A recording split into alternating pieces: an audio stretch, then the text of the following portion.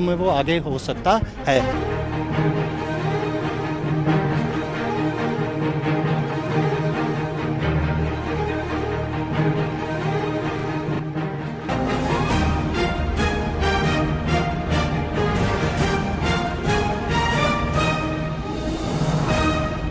नाज़रीन, हमने आपसे वादा किया था कि पिछले प्रोग्राम में जो सवालात रह गए थे उन पे हम फिर से बहसो मुबाहिसा करेंगे।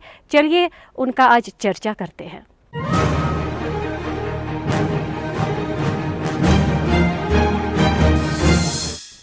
जब से हमारा मुल्क आज़ाद हुआ तब से पहली बार आज की डेट में बैक टू विलेज का प्रोग्राम अमल में लाया गया।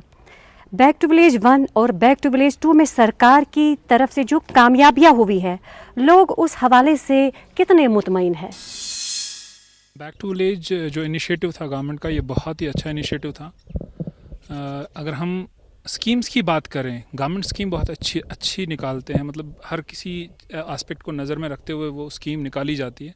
लेकिन जहाँ तक फिर बात आती है वहीं हम ह्यूमंस, हम लोग, मैं किसी और की बात नहीं करूँगा, नॉट एनी ऑफिसर, क्योंकि वो हम में से ही है, वो भी यहीं के हैं। तो उन ऑफिसर्स की वजह से कहीं ना कोई प्रॉब्लम आती है, जिसकी वजह से हमारे यूथ्स या हमारे सभी लोग कहीं ना कहीं किसी प्रॉब्लम में या उनका काम नहीं होता है, तो वो मोटिवेट नहीं होते हैं फिर फॉरवर्ड आने के लिए। इनिशिएटिव अच्छा था लेकिन इम्प्लीमेंटेशन अच्छे से नहीं। मेरा मानना यह है कि ये जो बैक टू विलेज प्रोग्राम था, ये बहुत अच्छा प्रोग्राम था, क्योंकि जो गवर्नमेंट ऑफ इंडिया की जो स्कीमें होती है वो लोगों की बेहतरी के लिए होते हैं, मगर लैक ऑफ अकाउंटेबिलिटी, फिर उस पर कोई नज़रसानी नहीं की जाती है कि क्या जो वहाँ पे वादे किए गए हैं क्या वो पूरे किए गए हैं। सपोज़ मैं अपने गांव के एग्जांपल लूँगा। मैंने अपने गांव में देखा कि हमारे गांव के लोगों ने उस बैक टू विलेज प्रोग्राम में 2-4 मसाइल रखे, अभी तक हम देख रहे हैं वो हमारे मसले हल ही नहीं हुए। तो मेरा मानना ये है कि जो आइंदा आने वाले जो बैक टू विलेज प्रोग्राम है वो फिर हमारे लिए कोई कार फरमा नहीं है। देखिए, बैक टू विलेज 1, 2 और 3 initiative is good, intentions are good, but poor execution is there. और इसमें आप खाली साइन बोर्ड लगाने से किसी भी चीज़ को सक्सेस स्टोरी का नाम नहीं दे सकते हैं, अनलेस एंड अनटिल कि आप ग्राउंड पे एक आम आदमी ये ना फील करे कि नहीं सच में मेरा जो जिंदा रहने का लाइफस्टाइल है वो चेंज हुआ है, उसी को आप सक्सेस मानिए, वही एक पैमाना है। बाकी बैनर्स लगाने से, मीडिया पे बुलेटिन चलाने से कोई दिन father day, mother day, block day, sarpanch day, 5 day मनाने से कोई चेंजेस नहीं होनी है। चेंजेस होंगी तो आप उसको राहत पहुंचाइए। गांव के उस बंदे को जिसको पीने का पानी नहीं है उसको पानी दीजिए, जिसके पास सड़क नहीं उसको सड़क दीजिए। ऑफिसर विजिट करने के बाद भी सड़क नहीं मिली, पानी नहीं मिला और उसके दूसरे कामों में कोई इफाका नहीं हो, तो बैक टू विलेज 4 भी कर लीजिए, क्या फ़ायदा है। बैक टू विलेज इनिशिएटिव जो पहली बार लिया गया, ये इसका मकसद ये था कि गवर्नेंस को आपके डोर स्टेप्स पे लाना। लेकिन बदकिस्मती से क्या हुआ, ये तो हमारे डोर स्टेप्स पे आ गई लेकिन डोर स्टेप्स से ही वापस चली गई, क्योंकि वहाँ पे आपकी ग्रीवियांसेस दर्ज की गई लेकिन बाद में उन पे कोई अमल नहीं हुआ।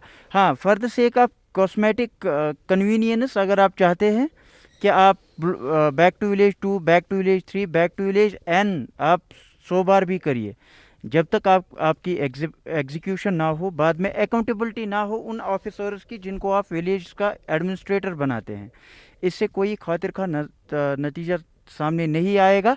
It will only add burden to the exchequer, क्योंकि इस एक प्रोसेस में बहुत सारे फंड्स खर्च हो जाते हैं। वो फंड्स आप कहीं पे लगा सकते हैं दूसरे कामों में। अगर आप ये एक्टिविटी करना चाहते हैं, कंटिन्यू करना चाहते हैं, तो आप उसके बाद वहाँ के रिज़ल्ट्स के बारे में भी फोकस करें कि उससे कौन से रिज़ल्ट सामने आए, जो आपके पास डिमांड्स आई थी उनका क्या हुआ, और जो आप नहीं कर पाए वो कब करेंगे आप। ये सारी चीज़ें आपको इसमें ट्रांसपेरेंसी लानी होगी।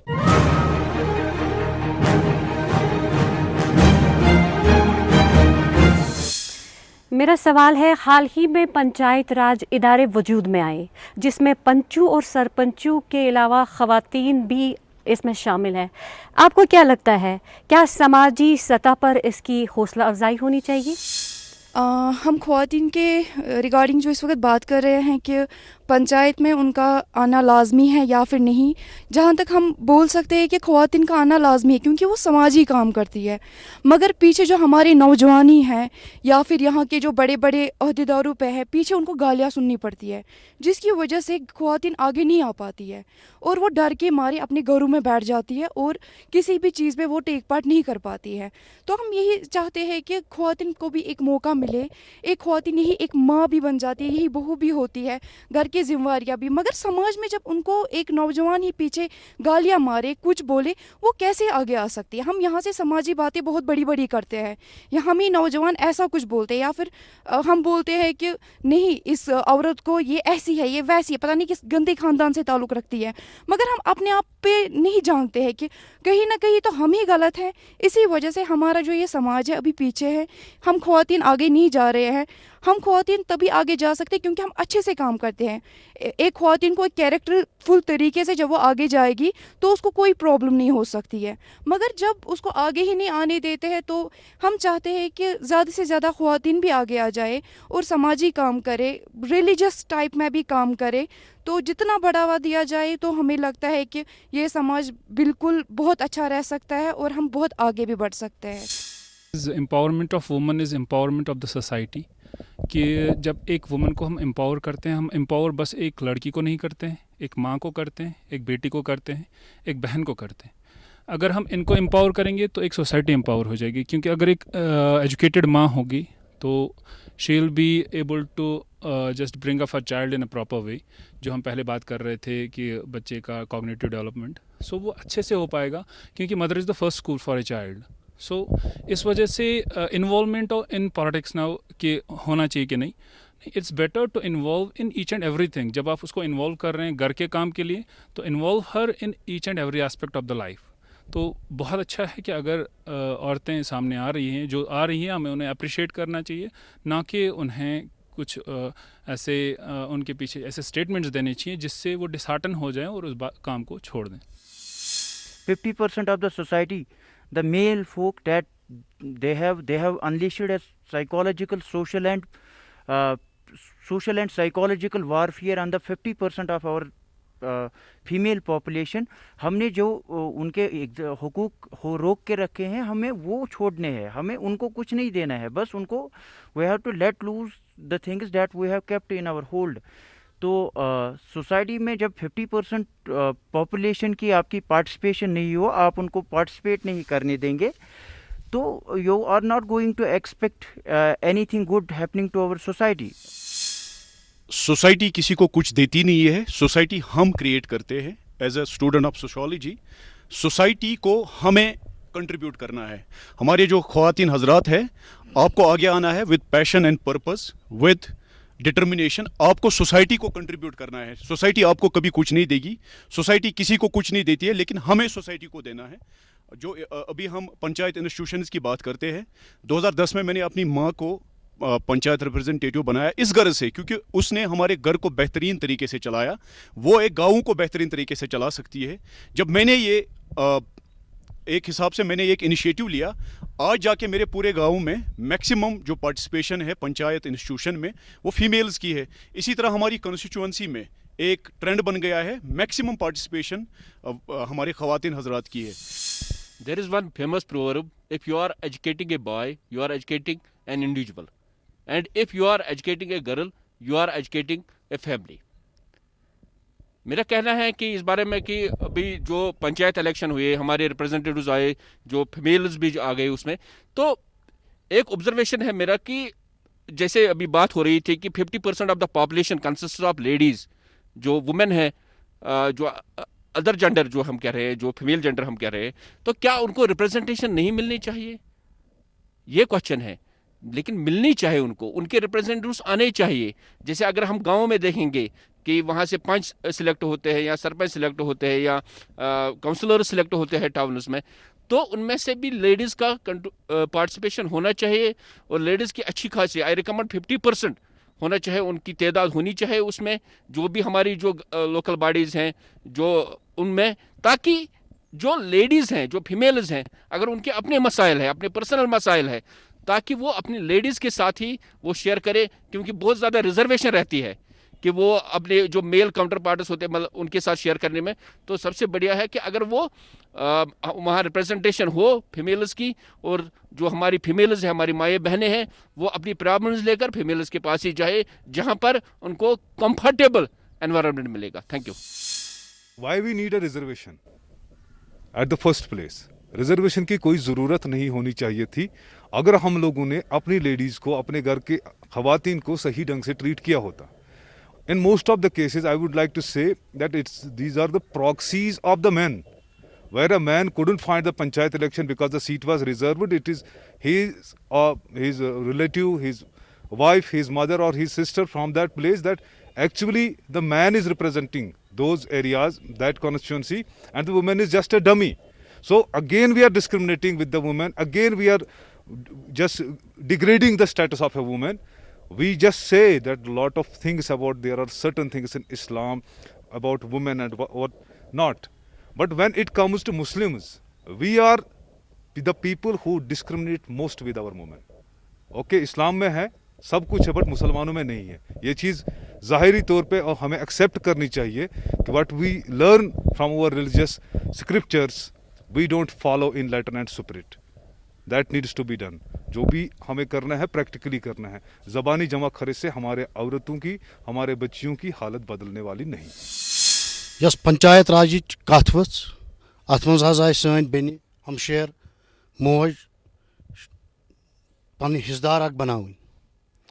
सन कोशिश इस पंचायत राज आज चलान, इस ब्रोट पंचायत राज 10 मज 9 मज 8 मज, तथ मज त सान माजि बेनि, मगर यह सान हमशेरन वन कथ पत्किन कह वन पत कोर अत पे पहल कि अगर बह पन्निस गामस मज अख सरपंच बनियोस या मेन बेनि बने सरपंच या पंच, यस तमिस पे जिम्मेदारी बनन।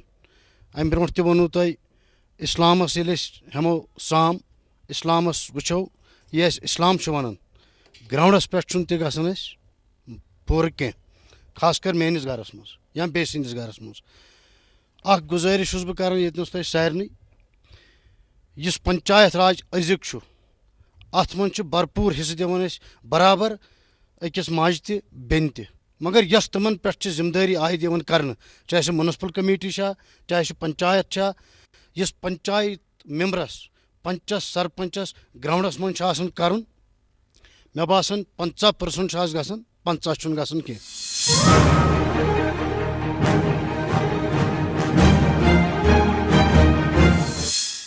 हम फ़िक्री नशोनुमा पर तवज्जो मरकूज़ करके अपने तालीमी निज़ाम को कैसे मजबूत कर सकते हैं? देखिए, ये बहुत ही इंपॉर्टेंट क्वेश्चन है हमारी यूथ से रिलेटेड, जिसको हमें सोचना होगा कि फ़िक्री नशोनुमा जो एक चीज़ है वो हमारी एजुकेशन से लैग करती है, और इसमें हमें एक मल्टी प्रोंग्ड अप्रोच की ज़रूरत है। नॉट ओनली कि जो करिकुलम है बच्चों का उस पर तवज्जो देने की ज़रूरत है, but parents, teachers and the human resources department या जो भी एजुकेशन से रिलेटेड हमारी एजेंसीज है, we need to be on the same page. These are 4 pillars, 4 ये पूरे इसके पिलर्स हैं जिन सब को मिलजुल के इस चीज़ पे फोकस कराना है कि हमारा जो बच्चा जो स्कूल में सिर्फ सिलेबस कंप्लीट करने के लिए, कोर्स कंप्लीट करने या एक क्लास आगे बढ़ने के लिए नहीं जाता है, बल्कि उसके साथ साथ उसकी मल्टीपल एंगल से डेवलपमेंट होती है, उसकी मेंटल एबिलिटी की डेवलपमेंट होती है, उसके इनर टैलेंट्स, इनर एबिलिटीज़ को इनकलकेट किया जाता है। तो ये सारी चीज़ों को समझने के बाद ही हम उसकी फ़िक्री नशोनुमा या जहाँ जिसको हम लॉजिक, जहनी सेहत, उसको बहुत ज़्यादा बेहतर कर सकते हैं। जो स्किल डेवलपमेंट प्रोग्राम्स जो हैं हमारे स्कूल्स में होनी चाहिए, और ये स्किल डेवलपमेंट जो इनके माइंड को जो है डेवलप करेगा, और प्रैक्टिकल बेस्ड आजकल के ज़माने में ज़्यादा, क्योंकि अब एजुकेशन पॉलिसी भी नई आई है, तो उसमें ज़्यादा फोकस प्रैक्टिकल बेस्ड नॉलेज पर दिया गया है, और ये प्रैक्टिकल बेस्ड नॉलेज जो है हमारे बच्चों की मेंटल डेवलपमेंट जो है वो अच्छे तरीके से करवाएगा। Thank you. हम टेक्निकल एजुकेशन की बात करते हैं, प्रैक्टिकल एजुकेशन की बात करते हैं, जॉब ओरिएंटेड एजुकेशन की बात करते हैं, लेकिन मुझे लगता है कि जैसे सभी ने इस पे बात की कि हमें टेक्निकल एजुकेशन पे ध्यान देना चाहिए, प्रैक्टिकल एजुकेशन पे, सबसे पहले हमें सोसाइटी पे ध्यान देना चाहिए, क्योंकि हमारी यूथ जो है उसका फ्यूचर हमारी सोसाइटी, हम उनके पेरेंट्स वो चाहते हैं कि हमारा बच्चा डॉक्टर बने, हमारा बच्चा इंजीनियर बने, तो उसके अंदर कौन सी कैपेबिलिटी है, कौन सी कैपेसिटी है, ये नहीं देखा जाता। उसको खाली ये देखा जाता है कि नहीं, आपका चचेरा, आपका मामेरा कोई भी ये कर रहा है तो आपको भी यही करना है। मुझे लगता है कि यहाँ पे सबसे पहले हमें लोगों का एटीट्यूड जो है वो चेंज करना पड़ेगा। दूसरा जो है, जो हमारा जो एजुकेशन का सिस्टम है वो थोड़ा यहाँ पे ज़्यादा जो है, हम रेटिफिकेशन पे जा रहे हैं। बच्चों को हाँ 90% है तो ठीक है, नहीं है तो आप कहीं पे एग्जिस्ट नहीं हो रहे हो। हमें सबसे पहले ये देखना कि इंडिविजुअल डिफरेंसेस है। अगर कोई बच्चा मैथ में कमज़ोर है तो किसी और शोबे में वो आगे हो सकता है। तो हमें सबसे पहले ये देखना है कि बच्चे में कौन सी किस राह में वो जा सकता है, कौन सी सलाहियत उसमें ज़्यादा है, तो हमें उसी को ज़्यादा उभारना है। सबसे पहले जो हम बात कर रहे थे कि बच्चे की जो नशोनुमा होनी चाहिए, तो उसमें सबसे बड़ी जो बाधा आ रही है, जो मैंने ऑब्जर्व किया है कि प्रॉपर स्कूलिंग नहीं हो पा रही है। I hope everybody will be on board on this कि प्रॉपर स्कूलिंग नहीं हो पा रही है। हमेशा हमारे बच्चे स्कूलों से बाहर रहे, मैक्सिमम टाइम उनका स्कूल से बाहर ही रहा। अगर हम कंपेयर करेंगे कश्मीर के बच्चों को और बाकी स्टेट्स के बच्चों को, तो हम ये देखेंगे कि हमारे बच्चों की जो स्कूलिंग होती है, अगर एकेडमिक ईयर में 255 या 45 डेज होने चाहिए, वो नहीं हो रहे हैं। यहीं पर हम मात खा रहे हैं, हमारे बच्चे यहीं पर मात खा रहे हैं सबसे पहले। तो चाहे हम देखेंगे 2008 का अनरेस्ट हो, चाहे 2009 का अमरनाथ लैंड रो हो, या 2008 का अमरनाथ लैंड रो हो, या 2009 का हो शोपियान वाला केस, या 2010 का अनरेस्ट हो, कभी भी जब भी हालात खराब है, जब से right from 1990 I have seen myself, क्योंकि at the time I was in class 11th 90 में, तो एक स्ट्रेच में 70 डेज के लिए स्कूल पूरे बंद हो गए। तो अभी हम देख रहे हैं कि आमदनी हर एक की होती है, बिजनेस में अपनी बिजनेस कर रहा है, वो पीछे से उसने एक डोर रखा है, चाहे स्ट्राइक होगी तब भी काम कर रहा है, मेवा वाला अपना काम कर रहा है, लेकिन जो अगर हम फ्यूचर किसी का बर्बाद हो रहा है वो हमारे बच्चों का हो रहा है। जैसे कि बच्चों की जहनी नशोनुमा के लिए यहाँ बात हो रही है, तो सबसे इम्पॉर्टेंट बात यह है कि साइंस के रिलेटेड जो मैं कहना चाहूँगा कि बच्चे की बेसिक जहनी नशोनुमा जो है पहले 2 साल में होती है मोस्टली, ज़्यादातर। उसके बाद जो है उसको हम और ज़्यादा डेवलप कर सकते हैं। तो जैसे कि सर ने कहा पहले कि फैमिली सेटअप में ही हमारा बैलेंस डाइट ऐसा होना चाहिए कि उसकी प्रॉपर डेवलपमेंट हो, और उसके बाद कि आजकल का जो करिकुलम है, या प्लस जो पेरेंट्स की तरफ से जो दबाव होता है बच्चे के ऊपर, या टीचर्स की तरफ से दबाव होता है कि ज़्यादा से ज़्यादा मार्क्स आप ले आए, आपको क्लास जो है क्लास में टॉप करना है, तो इससे क्या होता है कि एक बोझ सा रहता है बच्चे के ऊपर। जो एजुकेशन है, मॉडिफिकेशन ऑफ बिहेवियर या ऑलराउंड डेवलपमेंट के लिए जो होती है एजुकेशन, जिसका मकसद है, मेन मोटिव है एजुकेशन का कि उसकी ऑलराउंड डेवलपमेंट हो, तो वहाँ वो एक फिक्स्ड लाइन पे चला जाता है। वो सिर्फ अपना एग्ज़ाम क्लियर करने के लिए, अपनी अच्छी परसेंटेज लाने के लिए हमेशा वो तकदों में रहता है, चाहे वो हो, चाहे बच्चा हो, चाहे उसका पेरेंट हो, चाहे जो मेन 3 पिलर्स है, बच्चा, पेरेंट और टीचर, तो ये तीनों उसी जगह पे रहते हैं, उसी चीज़ को मद्देनज़र रखते हुए काम करते हैं। तो जिसकी वजह से बच्चे की जो जहनी नशोनुमा है पूरी तरह से नहीं हो पा रही है, जिसकी वजह से हम एक और प्रॉब्लम में आ जाते हैं। जब बच्चे की एजुकेशन प्रॉपर हो जाती है, अगर उसकी पूरी जहनी नशोनुमा होती है, जैसे कि हमारे पास अवेयरनेस नहीं रहती है, क्योंकि बच्चा फिक्स्ड उसी करिकुलम के साथ रहता है, वो बाहर की दुनिया से इतना नहीं जुड़ पाता है।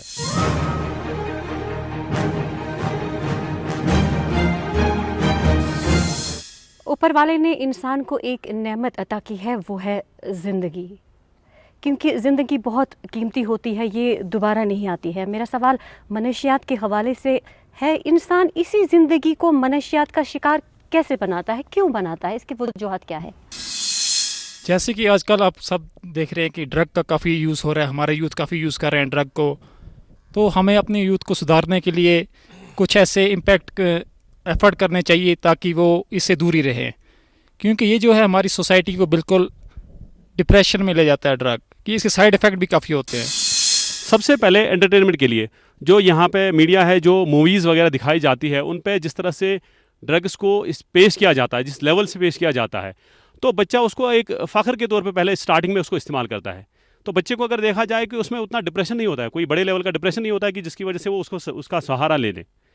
तो इन चीज़ों को जब दिखाया जाता है मीडिया के तौर पे, मूवीज़ के द्वारा दिखाया जाता है, तो बच्चा उसको एक फ़न के तौर पे या अपने आप को कुछ ऊपर दिखाने के तौर पे वो ड्रग्स का इस्तेमाल करता है। तो सेकंड लेवल पे अगर आप आ जाएँ तो जहाँ पे डिप्रेशन का सवाल है, अनएम्प्लॉयमेंट का सवाल है, प्लस फाइनेंशियल सपोर्ट, जो फाइनेंशियल डिफिशेंसी अभी चल रही है या हमेशा चलती आ रही है, हमेशा हर लेवल पे इंसान को झेलना पड़ता है। तो ये कुछ कारण है जिसकी वजह से यहाँ के लोग ज़्यादातर ड्रग्स में मुलवस होते हैं। एक कौम को, जैसे एक बॉडी के लिए, एक इंसान की इंसानी जिस्म या किसी भी जानदार के जिस्म के लिए खून का बहना ज़रूरी है, उसी तरह एक कौम की तरक्की के लिए नौजवानों का चलता फिरता रहना और वाइब्रेंट रहना बहुत ज़रूरी है। और जब किसी कौम को टारगेट किया जाता है, नौजवानों को नशे में मुब्तला करने के लिए सबसे पहला वार होता है, पहली चीज़ होती है कि वो यूथ को टारगेट करते हैं, जिसकी वजह से मान लो एक कौम जो होती है एक जिस्म की तरह होती है और उसमें बहने वाला खून नौजवान होते हैं। जब ये खून ही चलना फिरना बंद हो जाए तो जिस्म की हालत वैसे ही ख़राब हो जाती है। और पिछले जो नामसाइद हालात हैं, let's not make it an excuse, but it was a deliberate attempt कि इस टाइम के दौरान जो 30 साल का हम टाइम फ्रेम ले रहे हैं, जो टाइम स्केल ले रहे हैं, उसमें एक डेलिब्रेट अटेम्प्ट था दोनों तरफ से। मैं एक ही साइड को बार बार ब्लेम नहीं करूंगा। मैं आपको यहाँ पर बता दूं कि कुछ लोगों ने अपने नैरेटिव्स को खड़ा करने के लिए लोगों की जाने वैसे ही खून बहा के अपने नैरेटिव को आगे बढ़ाया, और कुछ लोगों ने इसको एज हथियार, एज करेंसी के तौर पर इस्तेमाल किया। और जो हमारा अपना साइड था, वहाँ से देखिए जो सबसे स्पूरियस ड्रग्स हैं, सबसे ज़्यादा जो इजीली अवेलेबल मुनशियात हैं जिनमें हम, और ट्रैंकुलाइजर्स हैं, वो पूरी कंट्री में आपको कहीं पर भी विदाउट प्रेस्क्रिप्शन ऐसे नहीं मिलेगी जितनी आसानी और जितनी इजीली वो यहाँ पर जम्मू कश्मीर में मिलती हैं। इसमें डॉक्टर्स का भी और ड्रग माफिया का भी बहुत बड़ा रोल है, और उन्होंने इसको एक्सक्यूज़ बनाया और इसकी वजह से ये सारे काम हो रहे हैं आज। जो हमारी हालात की वजह से, जैसे हम इमोशनली स्टेबल नहीं हैं, जिसकी वजह से एक यूथ है वो इमोशनली स्टेबल नहीं है, वो ये एक रीज़न हो सकता है जिसकी वजह से यहाँ पर ड्रग एडिक्शन बहुत ज़्यादा बढ़ गया है और यूथ सबसे ज़्यादा इन्वॉल्व इसमें है। मे बासन अमिक जिम्मेदार छे पाने, पाने अम खतर बच्चे पन तैयार करन कि ये ड्रग्स गो क्या। यमिस बच्चस न पई आस सिगरेट अख कतिश सिगरेट अत मज कह, ये ड्रग्स वनो, ये सन बरदरन वोन, अत मन बड़ बड़ पिलर, बड़ बड़ एजेंसी यम इन्वॉल्व अत मज, यम सान नौजवान सान बुजुर्गन ड्रग्स करनावन। बस गवर्नमेंटस गुजारिश कर, यथ कत नबर बाकन स्टेटन मज ड्रग्स बैन, गुजरातस मज ड्रग्स बैन, जम्मू कश्मीरस मज कराव वारिया लट, खास कर साउथ कश्मीरन, यथ मज अख सोन साथी मौलवी आव गिरफ्तार कर, यम सात तम साउथ कश्मीरस मज खनबरस मज कोर अख एहतजाज ड्रग्सस खिलाफ, तम सात दित तमिस लुको साथ कह। अगर तम सात तमिस लुक साथ देन ये यूता। आप मुझे बताइए, वालिदैन का क्या रोल है इसमें, तालीमी इदारों का क्या रोल है इसमें, और समाज का क्या रोल है? सबसे पहले शुरुआत तो घर से ही होती है। घर में सबसे जो एक फुकदान जो हो गया है, एक वैक्यूम जो पैदा हो गया है, वो है connect between parent and the child, वो ख़त्म हो गया है। आज हम देखते हैं कि बच्चा सुबह 12 बजे उठता है, एक हिम्मत नहीं होती है पेरेंट को बच्चे के रूम में जाने की। सुबह 12 बजे उठता है, 1 बजे उठता है दिन में, तो कोई पूछने वाला नहीं है। मतलब एक तरह से जो हम, जैसे पहले भी मैंने कहा जब ट्रैफिक एक्सीडेंट्स की बात हुई थी, कंप्रोमाइज़ कर रहे हैं लाइफ जो उनकी ज़िंदगियों पर, तो ये करेक्ट ख़त्म हो गया है। उसके साथ साथ जो स्कूल्स में है, स्कूल्स की बात की आपने, या सोसाइटी में है, सोसाइटी में ये होता है कि हमको पता है कि यहाँ पर बंग की काश्त हो रही है। बेसिकली अगर मैं कहूँगा, थोड़ा इलाबरेट करूँगा मैं इसको, कि ये हमको वापस बाउंस बैक हो रहा है। हम कहते थे 80s में 70s में काला सोना हम बाहर बेचते थे, लेकिन वही काला सोना अब हमारे लिए बन गया है, दर्दसर बन गया है, हमारे बच्चों के लिए दर्दसर बन गया है। तो ये वापस आ गया है हमारे लिए। वो कहते हैं ना कि जैसा आपने बोया वैसा आप काटोगे। जम्मू कश्मीर में मंशियात की इतनी बुलंदी पिछले 30 साल के नामसाइद हालातों की देन है। ये सबसे बुरी और सबसे बड़ी देन है हमारी कौम को।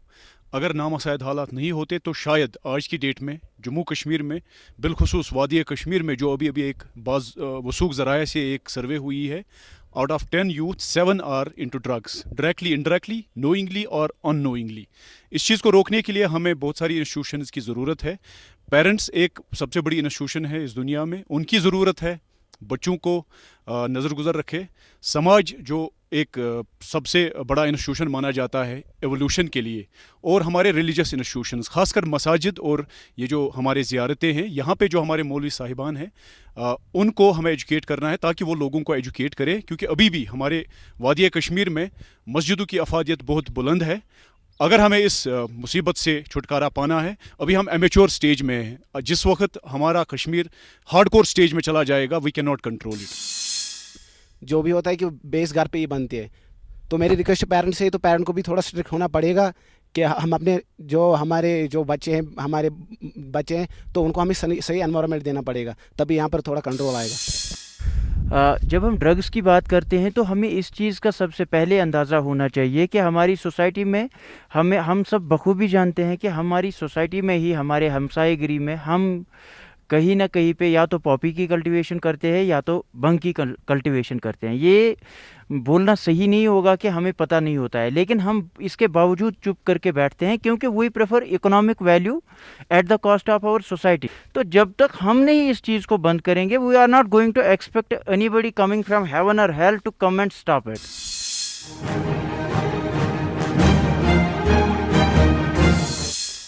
हाल ही में हमारे लेफ्टिनेंट गवर्नर साहब ने करप्शन के ख़ात्मे के लिए एक खुसूसी मुहिम चलाने पर जोर दिया. यह कदम किस कदर फ़ायदेमंद साबित हो सकता है? यूनियन टेरिटरी JNK से अगर करप्शन का खात्मा होता है, मैं आपको वसूख के साथ कह सकता हूं कि लगभग 90% प्रॉब्लम्स का खात्मा हो जाएगा. आजकल के हालात जो हम देख रहे हैं, हम ये जो देख रहे हैं, जैसे अभी हमारे रिप्रेजेंटेटिव साहब भी थे, वो भी देख रहे थे, ये जो चेन है, वो जो चेन में जो करप्शन होता है, वो जो जहाँ पर पहुँचना चाहिए पैसा जो आता है सेंटर से, बहुत कुछ पैसा आया है पिछले 30 सालों में, 40 सालों में, या राइट फ्रॉम 47 बहुत पैसा आया है. लेकिन जो टॉप लेयर जो है, जो क्रीमी लेयर है, वो उसको खा जाते हैं और ऑन ग्राउंड बहुत कम पैसा पहुंच जाता है. तो ये सब करप्शन की बदौलत है. अगर करप्शन नहीं होता तो आज कश्मीर डेवलपमेंट के उस रास्ते पर होता, आज अनएम्प्लॉयमेंट नहीं होता, आज यहाँ पर गरीबी नहीं होती, आज यहाँ पर टूरिज्म होता, यहाँ पर हर एक इंसान के चेहरे पर मुस्कान होती अगर ये करप्शन नहीं होता. पिछले 30 साल की एक पैदावार ऐसी है जिसकी वजह से आज का नौजवान एलिनेट हुआ है, सिस्टम से जिसका भरोसा उठ गया है. और आने वाले वक्त में शायद अगर करप्शन को हमने रोका नहीं तो करप्शन यहाँ की जो ऑलरेडी यहाँ पे एक शेडो इकोनॉमी चल रही है, कन्फ्लिक्ट इकोनॉमी, उसका बहुत बड़ा हिस्सा करप्शन ही बन सकती है. In Kashmir corruption is an institution. So इसकी जड़ें इतनी डीप रूटेड है कि यहाँ पर मैं आपको बता देता हूँ कि right from the system of जो हमारा मेडिकल का सिस्टम है, मैं उसकी एक छोटी सी example, this is a tip of an iceberg. हमारे डॉक्टर साहिबान को करप्ट करके उनसे अपनी मनमर्जी की दवाइयाँ लिखवाई जाती है, प्रेस्क्रिप्शंस, और उनके बदले में उनको ट्यूर पैकेजेस दिए जाते हैं. और माशाल्लाह आप ये जानकर हैरान नहीं होंगे, बल्कि हमारा सर शर्म से झुकना चाहिए कि वो डॉक्टर साहब अपने माँ बाप को उसी पैसे से हज भी करवाते हैं. और जब स्कूलिंग सिस्टम में ये करप्शन आता है, जिस पैसे की बुनियाद पे उसका एडमिशन हुआ होता है, आप खुदारा उससे एक्सपेक्ट कैसे कर सकते हैं कि वो कल करप्शन फ्री होकर आपके लिए बहुत ही अच्छा मैमार बन सकता है, बहुत ही अच्छा डॉक्टर बन सकता है. सो अनलेस एंड अनटिल हम लोग क्या करते हैं, हम फोकस करते हैं जब हमें चिकन या मीट खाना होता है, hey it is halal, whether it is halal और not, but nowhere we mention in our homes whether it has come from the halal ways of income or it is haram.